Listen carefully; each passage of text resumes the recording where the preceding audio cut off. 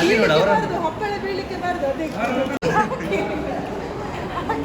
ಹಾಗೆ very good very good photo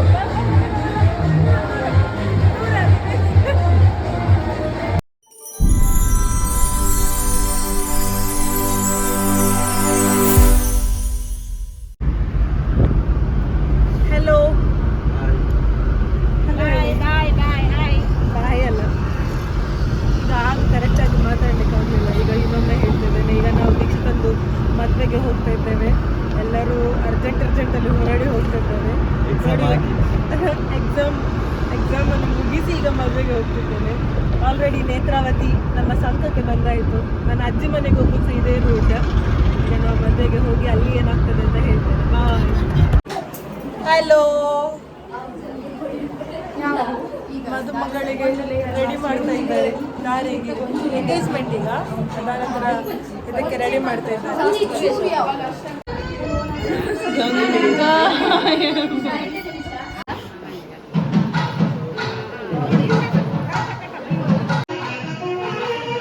ತುಂಬಾ video ತೆಗಿಬೇಡ, ಹಾಕ್ಬೇಡ ಅದು.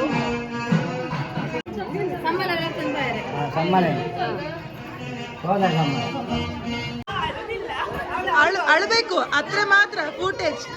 ಫೂಟೇಜಿಗೆ ಸ್ವಲ್ಪ ಕಣ್ಣೀರು ಒಂದು ಬರುದಿಲ್ವಾ? ಅಂಕಲ್ ಆಂಟಿ ಹೇಗಾಗ್ತುಂಟು ಮಗಳ ಮದುವೆ? ಹೇಗೆ ಮುಂಡಕ್ಕೆಲ್ಲ ಕಟ್ಟಿ ಆಯ್ತು, ಹೇಳಿ ಹೇಗೆ ಆಗ್ತುಂಟು ಮಗಳ ಮದುವೆ ನಿಮ್ಮದು? ಖುಷಿಯಾ ಆಂಟಿ?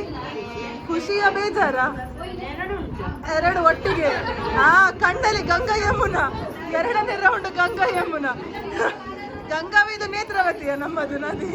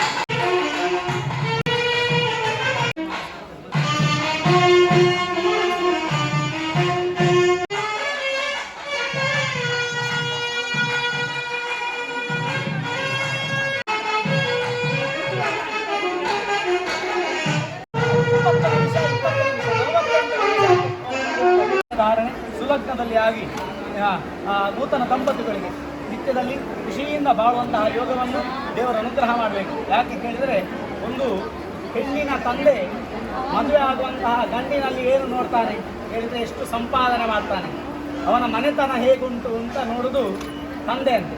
ಹೆಣ್ಣಿನ ತಂದೆ ಅವನಿಗೆ ಅಷ್ಟು ಜವಾಬ್ದಾರಿ ಉಂಟು. ಹೆಣ್ಣಿನ ತಾಯಿ ಏನು ನೋಡ್ತಾಳೆ ಹೇಳಿದರೆ, ಎಷ್ಟು ಸಂಪಾದನೆ ಮಾಡಿ ನನ್ನ ಮಗಳನ್ನು ಒಳ್ಳೆಯ ರೀತಿಯಲ್ಲಿ ನೋಡ್ಕೊಳ್ತಾನ ಅಂತ ಹೇಳುವುದನ್ನು ಹೆಣ್ಣಿನ ತಾಯಿ, ಹೆಣ್ಣಿನ ಮನೆಯವರು ನೋಡ್ತಾರೆ.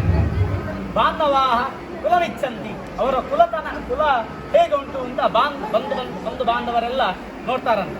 ಇಲ್ಲಿ ಬಂದಂತಹ ಎಲ್ಲ ನೆಂಟರಿಷ್ಟರೆಲ್ಲ ಊಟ ಹೇಗುಂಟು ಅಂತ ನೋಡ್ತಾರೆ. ಅದಕ್ಕೆ ಆ ಮದುವೆ ಅಂತ ಹೇಳುವಂಥದ್ದು ಅಷ್ಟು ಪ್ರಾಧಾನ್ಯತೆ ಶುರುವಿನಿಂದ ಊಟದ ತನಕ ಉಂಟು. ಆ ಮದುವೆಯ ಪ್ರಾಧಾನ್ಯತೆ ಅಂತ ಹೇಳುವ ಉದ್ದೇಶದಿಂದ ಹೇಳಿದ್ದಾರೆ. ಆದ್ದರಿಂದ ಒಂದು ಮನುಷ್ಯ ಅಂತ ಪರಿಪೂರ್ಣ ಆಗುವುದು ಅವನಿಗೆ ವಿವಾಹ 16 ಸಂಸ್ಕಾರಗಳು. ಅದರಲ್ಲಿ ಪ್ರಧಾನವಾದಂತಹ ಕೊನೆಯ ಸಂಸ್ಕಾರ ಹೇಳಿದರೆ ಗಂಡಿಗೆ ಇದು ವಿವಾಹ ಸಂಸ್ಕಾರ. ಇನ್ನು ನಮಗೆ ಇಲ್ಲ, ಇನ್ನು ಸೀಮಂತ, ನಾಮಕರಣ ಇದೆಲ್ಲ ಇದ್ದದ್ದೆಲ್ಲ ಹೆಂಡತಿ ಮಕ್ಕಳಿಗೆಲ್ಲ ಆಯಿತು.